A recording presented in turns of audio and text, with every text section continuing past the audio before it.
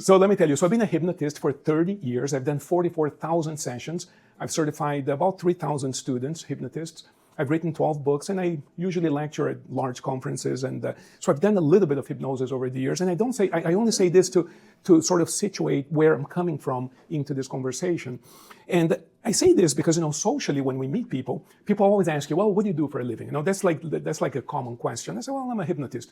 And the next question, what do you guys think is the most common question that occurs when somebody tells you they're a hypnotist? What do you think the next question is? Every time, no fail. And I've been keeping track for 30 years.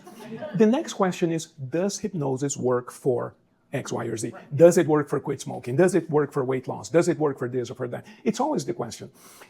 And depending on the setting, I'll tell people, look, rather than asking, does it work for X, Y, or Z, in the way that we would ask about medications and pharmacology, right? In pharmacology, the question is, does this compound work for this kind of problem? That's the way they phrase the question.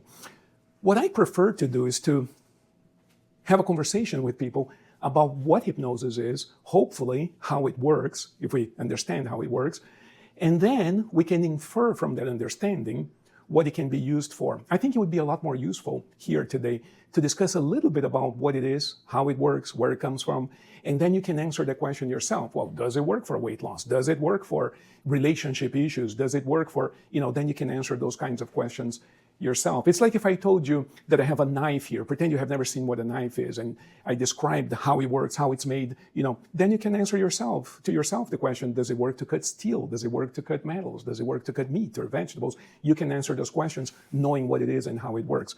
So this idea of hypnosis has a very, very, very interesting history. It goes back about 3,000 years. We have some papyri from Egypt, going back literally some 3,000 years, describing hypnosis pretty much the same way that we practice it today. It's fascinating how old and ancient this idea is.